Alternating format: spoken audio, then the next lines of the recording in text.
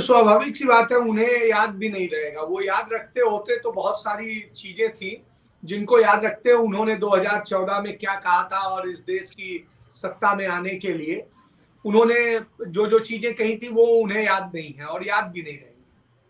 चलिए, उन्होंने किस किस को क्या क्या गालियां दी, क्या क्या शब्द कहे, जो शब्द भारतीय संस्कृत, भारतीय धर्म और सारी चीजों की मर्यादाओं के कितना विपरीत है, वो सारे शब्द उन्होंने इस्तेमाल किए हैं। इसलिए नहीं कहा जा सकता। और संवैधानिक पद की गरिमा के भी विपरीत कहे हैं उन्होंने। तमाम धार्मिक और दूसरी और जिस तरीके से मतलब चीजें इस्तेमाल करी हैं, बात कहे हैं, कपड़ों से पहचानने तक की बात कही, ये सारी बातें सामने, बावजूद इसके वो जीतते हैं।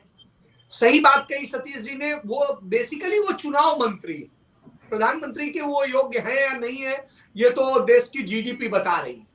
देश की अर्थव्यवस्था, देश की कंगाली, बेहाली, बर्बादी, ये चीजें सब सामने।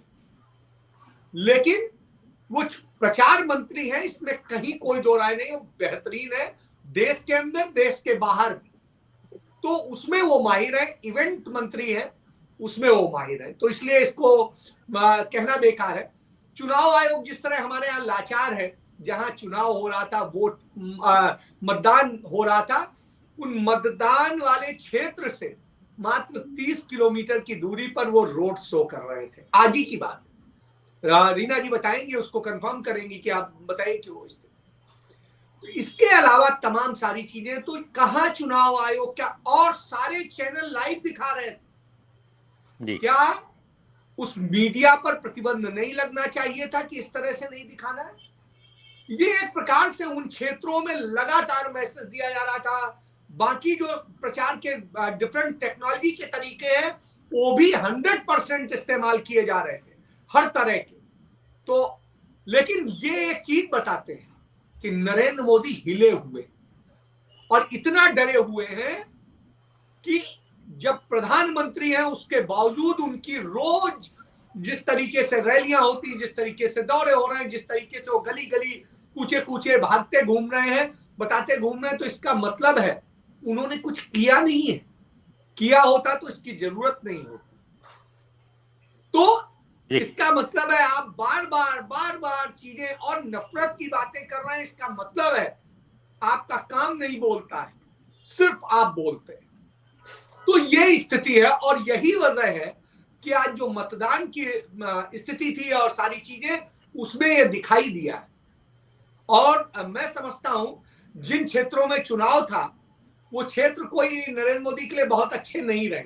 सौराष्ट्र में था, सौराष्ट्र में स्थिति ये है कि भारतीय जनता पार्टी और नरेंद्र मोदी दोनों को वो नकारता रहा है।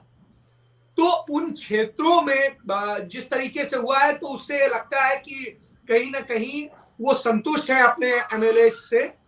तो यह चीज नजर आती है। तो यह इस बात का संदेश है कि उन्हें लगता है कि हाँ, उनका एमएलए इतने से जीत जाएगा, इसके अलावा कहीं और जाने की जरूरत नहीं। इसलिए जिन क्षेत्रों में चुनाव हुआ है वो एक मुझे लगता है सकारात्मक संदेश है उसके लिए जो विपक्ष में लड़ रहे हैं। और भारतीय जनता पार्टी के लिए फिर से एक बार चिंता की लकीर है। अब वो अगले पेज के लिए तैयारी कर ही रहे हैं, वो आपको दिखाई दे रहा है। तो ऐसी स्थिति में मैं एक चीज कहता हूं कि नरेंद्र मोदी का सहारा सिर्फ दो ही चीजें हैं, डर और नफरत। आपको डर दिखाएंगे, नफरत करेंगे और दूसरी चीजें फैलाएंगे जिसके भूते वो जीतना चाहते हैं। उस कांग्रेस पर हमला करते हैं जो वहां 32 साल से शासन में नहीं और खुद 27 साल से उनकी पार्टी शासन में। तो इस स्थिति में आप समझिए सवाल उनसे कर रहे हैं जो सत्ता में नहीं 32 साल से। तो डर उनका दिखाई दे रहा है। जी बिल्कुल। सभा जी अपने को अनम्यूट करिएगा, वो डराते हैं।